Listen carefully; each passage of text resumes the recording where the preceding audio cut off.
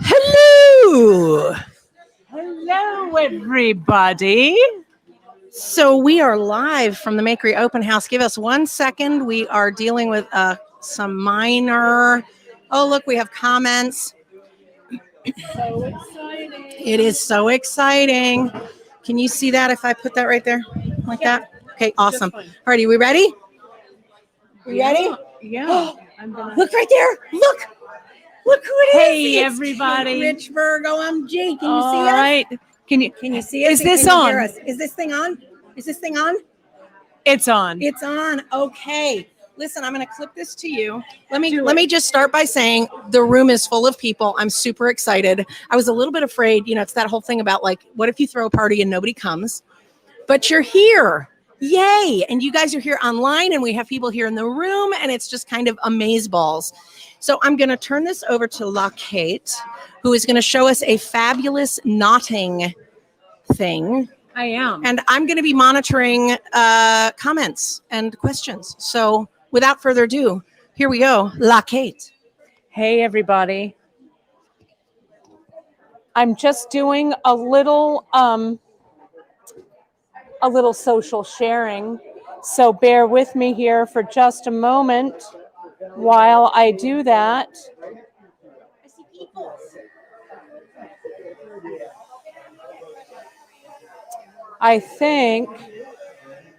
I think I've got it. Well, let's just see. Let's just see if this is working. So I will monitor. Oh, perfect.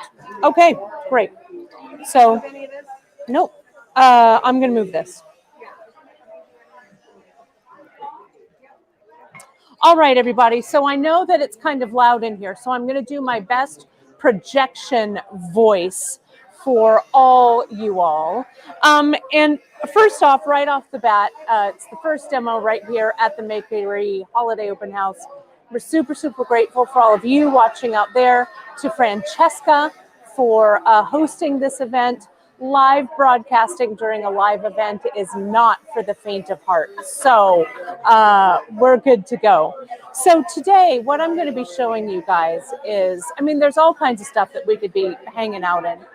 First of all, I wanted to mention a big shout out to all of our social. We've been posting on social. So make sure you guys give a follow to everyone.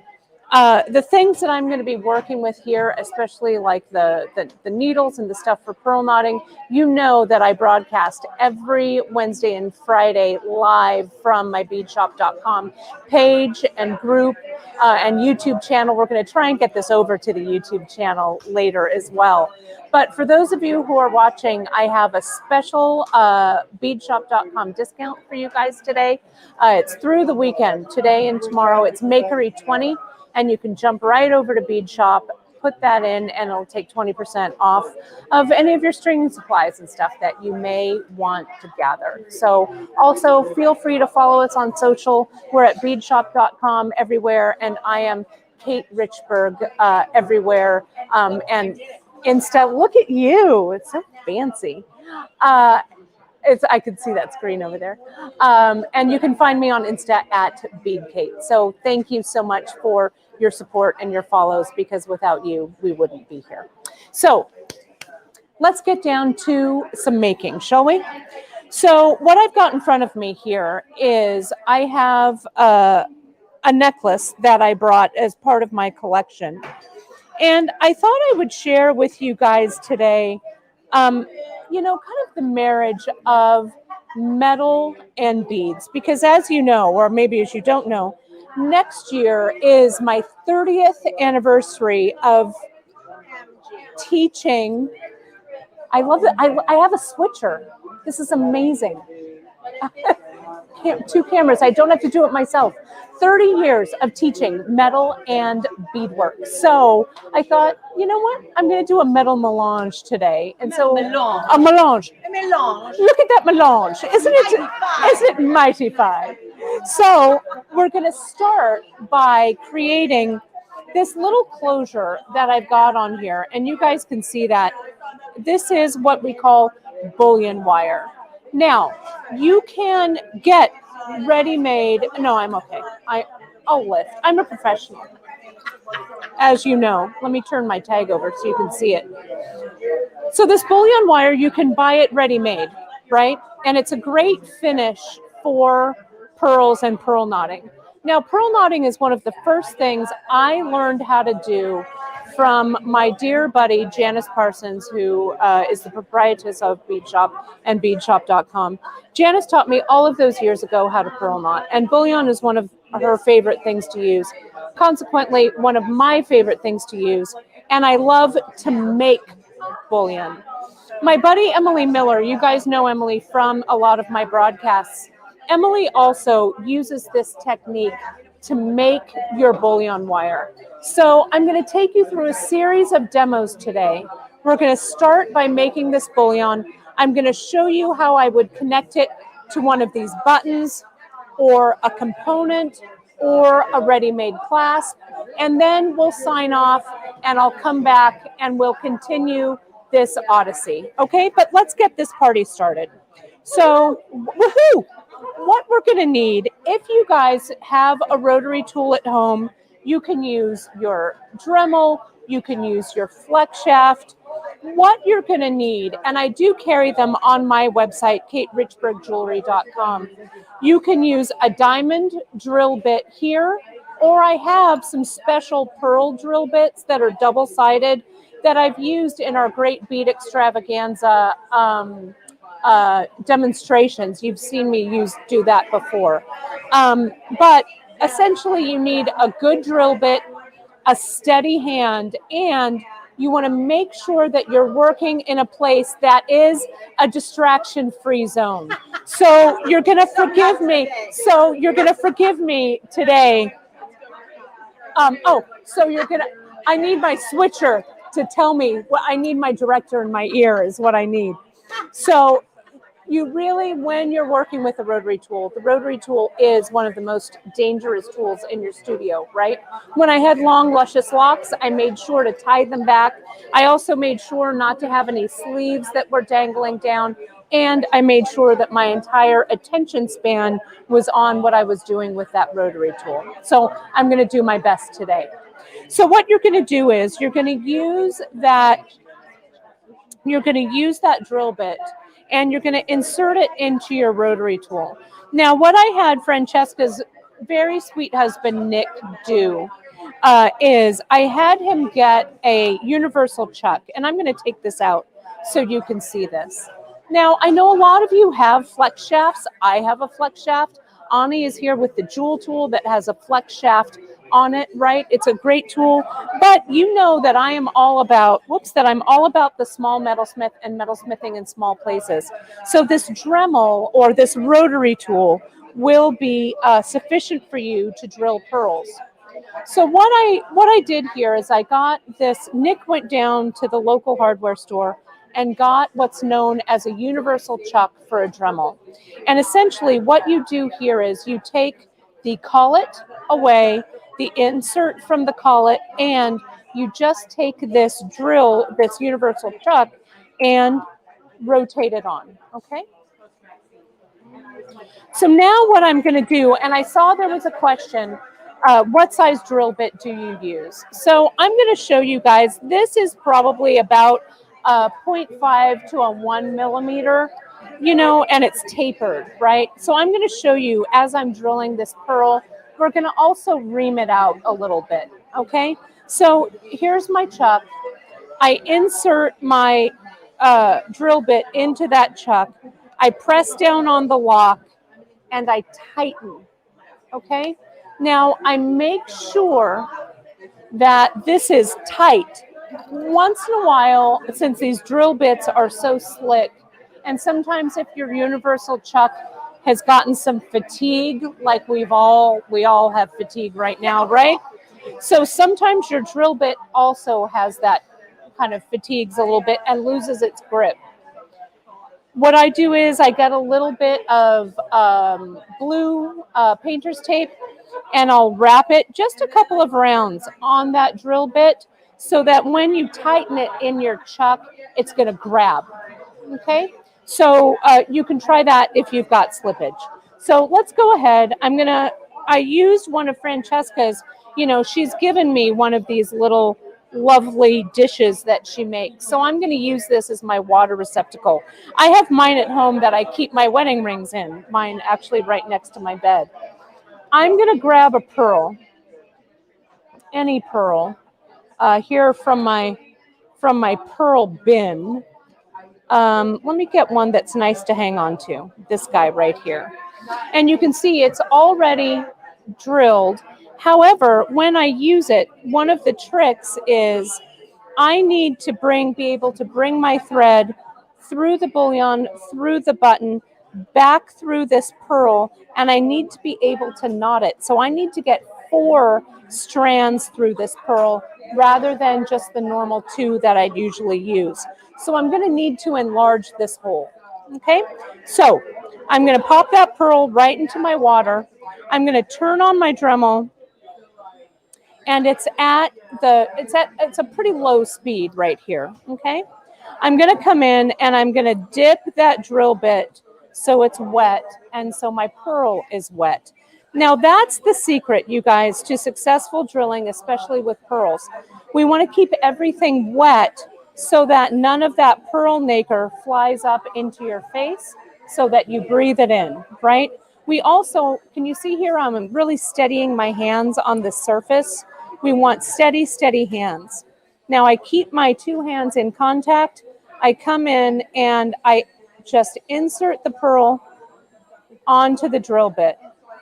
And I'm reaming back and forth a bit. When I can see a little bit of that buildup on the tip of that pearl right by the hole, I'll go ahead and I'll dip it. I'll dip my drill bit and I'll continue to ream. And see how you really want to let the tool, you guys, do the work here. I'm not forcing this bit into the hole of the pearl. And I'm just, what you can do is connect your hands this way, drop that bit down, and add that pearl. Okay? Dip that pearl, continue to dip, insert into the reamer. And don't force it. Act like you've got all the time in the world to do this, right? Notice how I'm also holding this pearl in a 3-finger kind of tripod like this, right? So that everything is nice and safe and I have control over what I'm doing. You can see as you're drilling, kids, that nacre of the pearl is building up. Can you see that hole is much larger, right? So dip that. I'm off camera. I'm dipping this drill bit into a water bath as well. You must use this bit wet. Do not try and do this, you guys, dry. That's when you are going to break open that pearl. Francesca, do I have a time check? Okay, perfect. So see how I'm just going to continue to ream. And if I want to enlarge that hole any more, I'm going to kind of, you can hardly see me do this. It's very slight, but you rotate that bit just a bit, right? I see what you did there. To open that hole. So if you can see, you can almost see that air through there. So I think we're done. So I'm going to go ahead, turn this guy off, set it aside safely out of the way, and I'm going to just dry this sucker off. And it's okay. Thank you, though. Francesca is the best assistant. She just handed me a shop towel, but that's why I've got this apron on. Now this is, I don't know, a 16 gauge wire or a 14 gauge wire. I can check my hole. Might be a little ambitious for this. You can see how it's getting out some of that schmutz in there. And see now how that bead is now sitting on this heavy gauge wire. Okay. So, and Barbara, yes. So show that. Can you show that that one? Yeah. Barbara is asking so I can do this process and make smaller holes on my pearls larger. Yes, Barbara. Yes, you can. Exactly. Exactly. Okay. So, but what we're going to do is we're going to use this as the first bead in my pearl knotted necklace that's going to hold this bullion. So,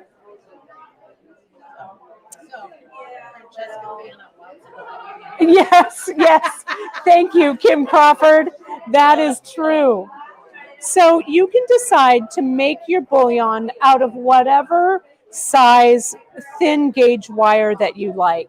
I have some 24 gauge here and I've got some 26.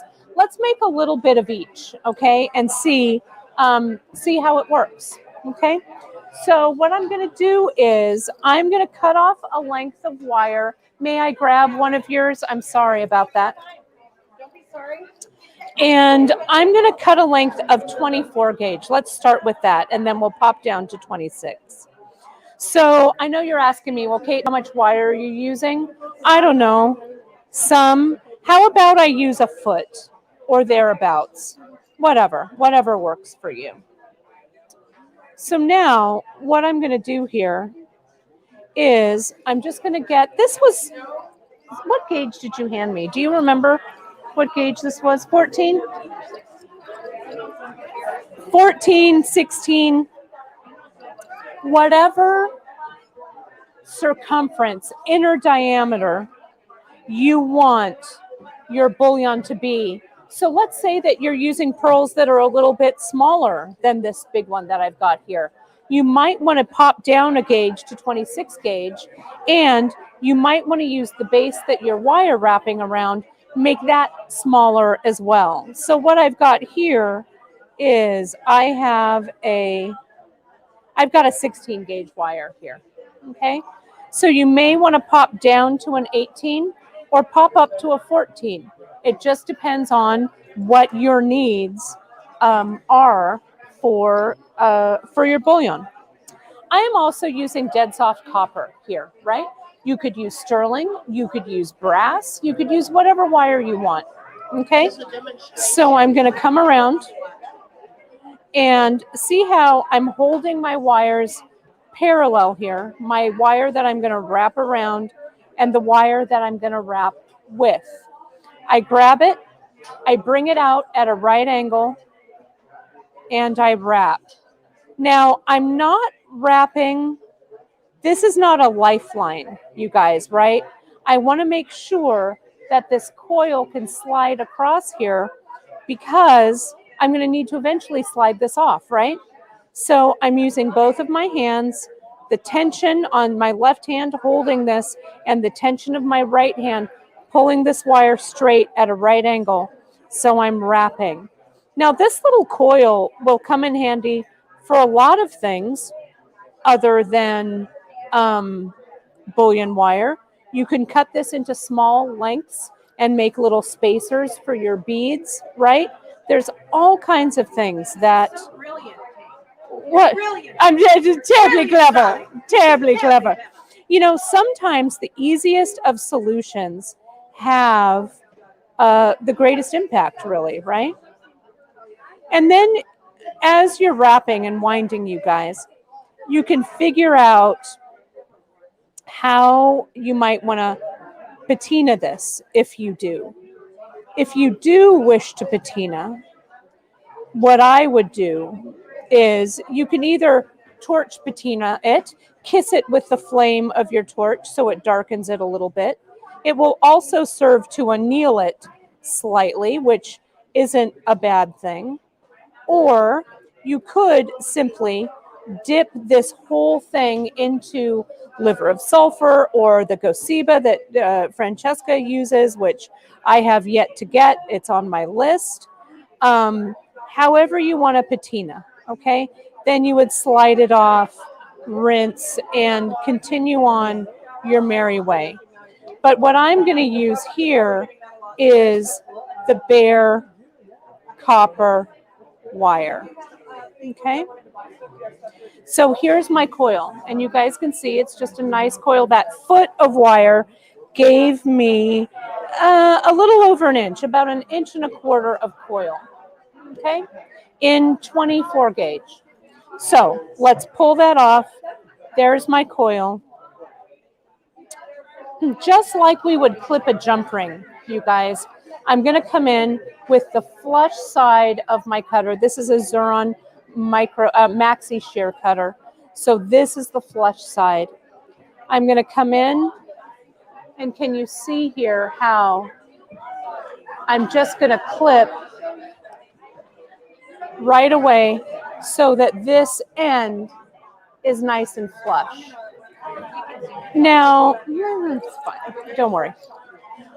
I'm going to visualize how the length on this, how much of this bullion I want it to kind of curve around.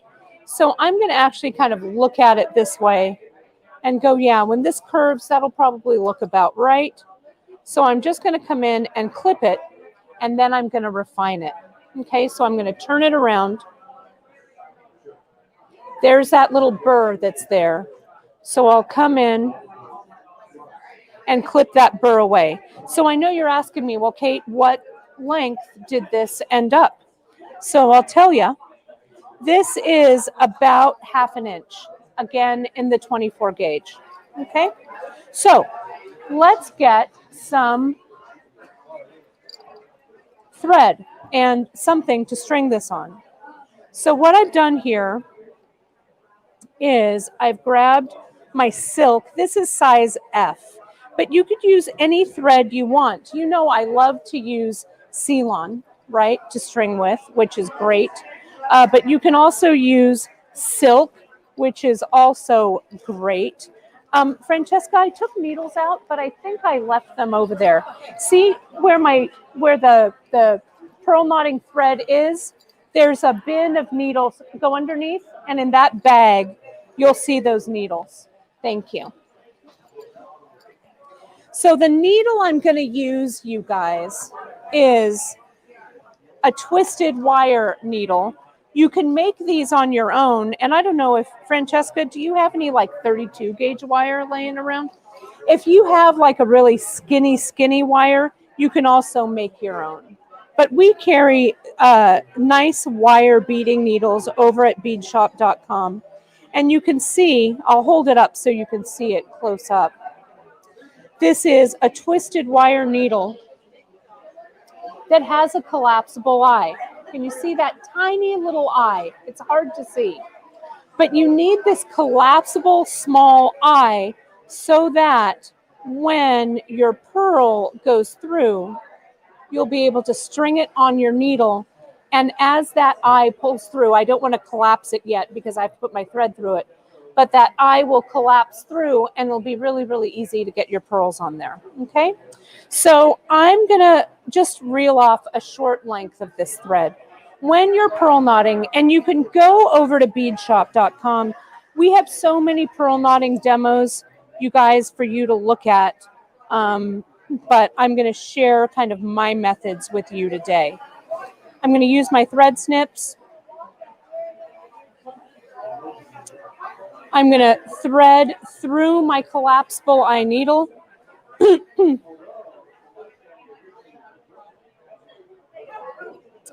So I've got my two tails here, okay? Now, I'm going to take that bullion that I've used. I'm going to first slide on my pearl that has the large hole. Slide on my bullion wire. Slide all of that onto my thread. Bring it down close to the end, the tail. I'm going to need a tail here.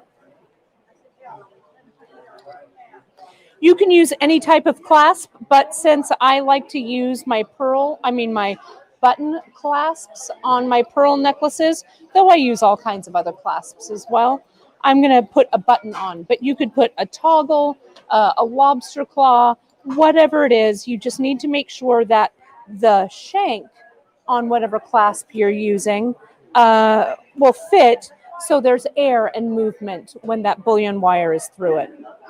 So go through whatever your clasp is. I did. So I reeled off. You need about 3 times the length as your finished piece is going to be, and you want that doubled, right? So essentially, I just reeled off a few feet and doubled it over. But let's say that you were going to do a 16-inch necklace. I would go 3 times that 16 inches, and then I would double it over. And that would give me the amount of thread that I needed. So I'm going to thank you. I'm going to come back through this enlarged pearl hole.